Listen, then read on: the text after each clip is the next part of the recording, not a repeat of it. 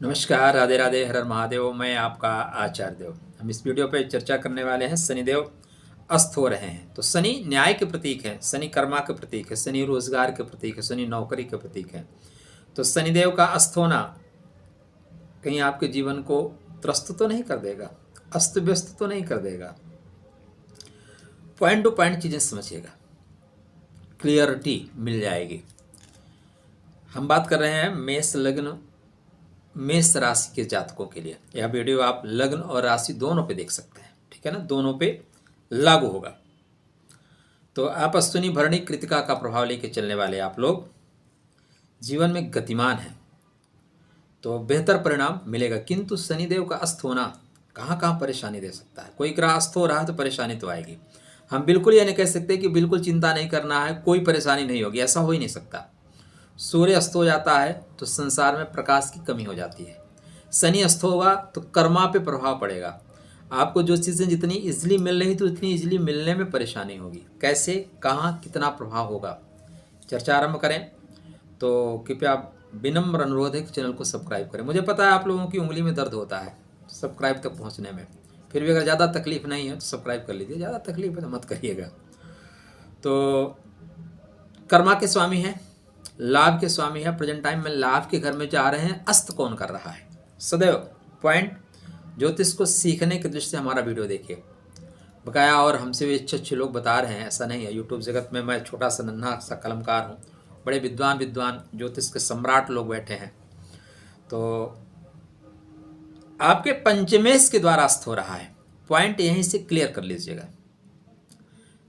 आपके पंचम भाव के स्वामी के द्वारा लाभ का स्वामी अस्त हो रहा है।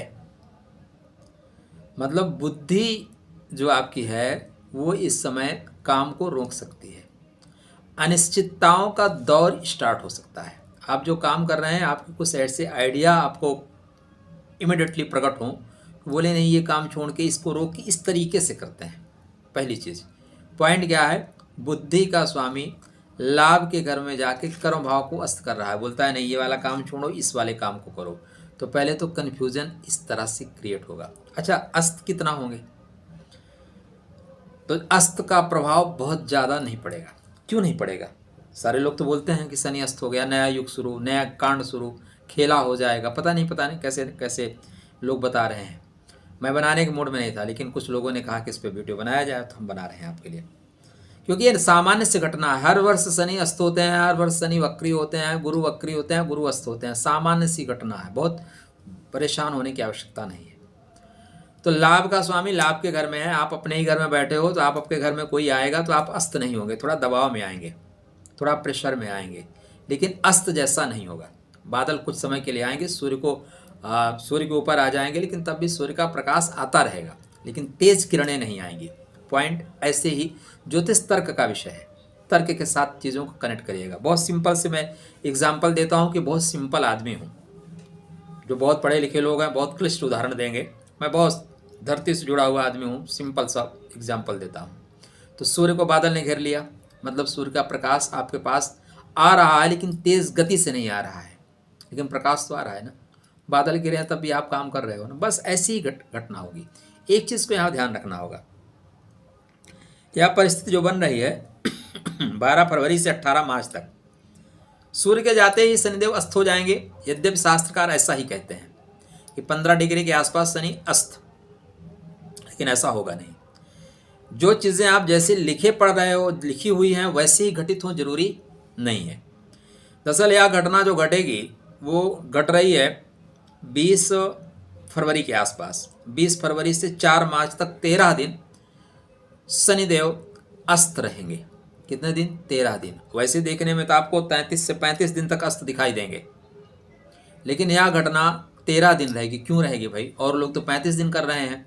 मेरे पास कोई अलग यंत्र आ गया है क्या कि मैं 13 दिन में ही चीज़ें निपटा दे रहा हूँ? हाँ, कारण यह है कि जब सूर्यदेव शतभिषा नक्षत्र में होंगे, शनि शतभिषा नक्षत्र में है, तभी अस्त का प्रभाव ज़्यादा पड़ेगा, तभी अस्त का प्रभाव ज़्यादा पड़ेगा। दूसरा, आपके कुंडली पे बहुत ज़्यादा प्रभाव इसलिए भी नहीं पड़ेगा कि आपके लग्नेश उच्च के हैं।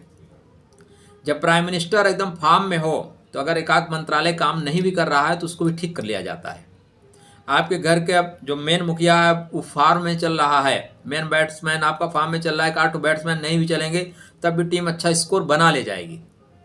एक पॉइंट पे बहुत ध्यान देना है, वो आवश्यक है आपके लिए। आपका पंचमेश अस्त कर रहा है, इसका मतलब है प्रेम आपके लाभ के मार्ग को अस्त करेगा। ऐसे व्यक्ति से प्रेम ना कर बैठना, क्योंकि एक बेहुदा सा पर्व आ रहा है जिसका नाम है वैलेंटाइन डे। सीधे कपड़े उतारने की बात करता है, चॉकलेट खिलाता है, फिर प्रॉब्लम क्रिएट करता है। नहीं, प्रेम सदा सर्वदा के लिए है।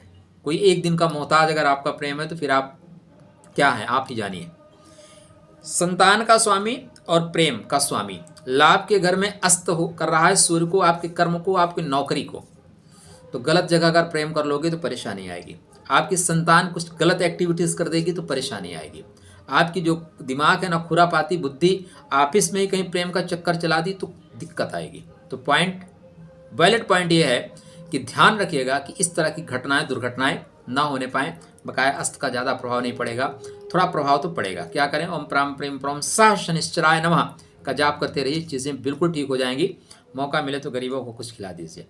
जिनके हाथ में कटोरा है ना, उनको देते रहो, नहीं तो कटोरा घूम के आप तक आएगा। तो बिल्कुल तनाव नहीं लेना है, स्वस्थ रहना है, मस्त रहना है, राधे राधे करते हुए यह समय निकल जाएगा, क्योंकि मंगल उच्च के चल रहे हैं।